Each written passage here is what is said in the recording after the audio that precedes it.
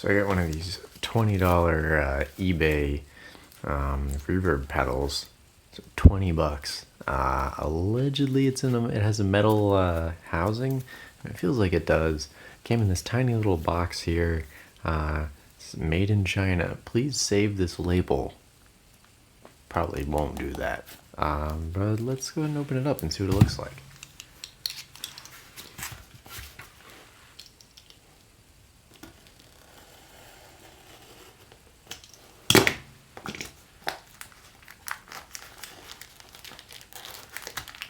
So I guess a box, another box. So this was actually packaged within another container. Figured maybe there'd be some box art or something, but for 20 bucks, I guess no box art. Oh, so we got some foam. And there it is. Muzizy Reverb. Some stuff in here. So it's definitely metal. It's got some heft to it. Probably open this up here in a minute. Looks like we've got these tiny little potentiometers here. It seems the shafts themselves are the knobs. There are little marks on them though.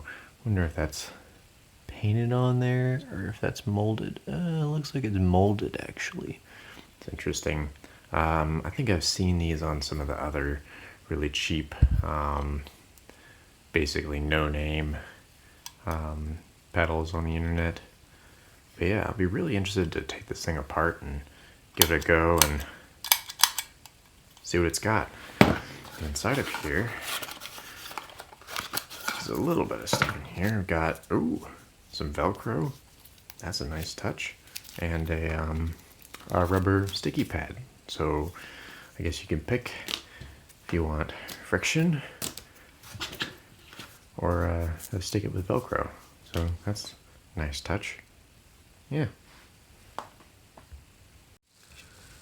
So I've decided to go ahead and take this thing apart, and I guess I should point out a few fit and finish bits. So it's comes pre-scratched. I don't know if you can see that, but it's already scratched up a little bit. You know, the finish has a little bit of bubbling in it, but you know, the thing's supposed to be stomped on, so I don't really care. Anyways, let's go ahead and pop it open. I'm not really familiar with reverb pedals, so I'm not sure exactly what I'm expecting to see in here. I presume just some sort of microcontroller or something, but we can take a peek anyways. Whenever I get new electronics, I always take them apart before I use them. It's probably not good for any manufacturers to do warranty services, but you know, what company actually keeps good on that sort of thing these days anyways? Certainly not these guys. Muzizy. I don't think Muzizy is even a real company.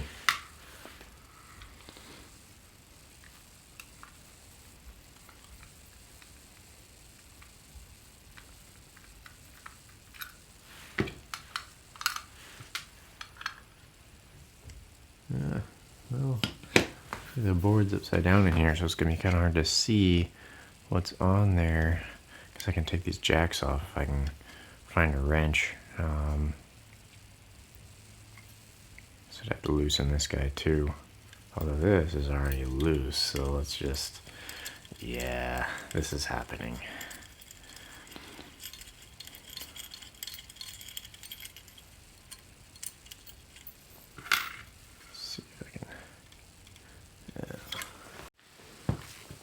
Alright, got the wrench.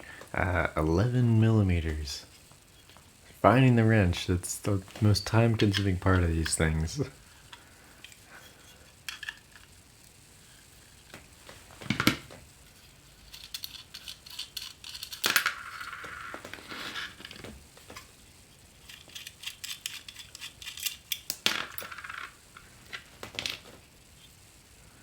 This should just pop right out of here. And it's a little coaxing. Ooh. It's not wanting to come out. It's like it's Sliding on this side, stiff on this side. There, up there. It's never graceful. Okay, that's more like it. Oh boy. Let's see if I can get this thing to focus. Yep. Alright, let's see. Oh, they're, PT2399s. This is a reverb effect. Supposedly. Maybe you can use those to do a reverb effect. For those of you who don't know, PT2399 is really commonly used in cheap delay effects. It's kind of analog sounding, they say.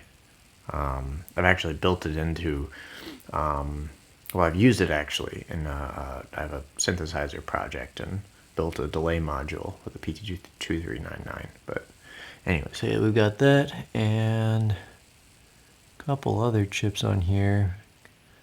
Got a TLO72 and 7580Z SM. And then what looks like a regulator of some sort.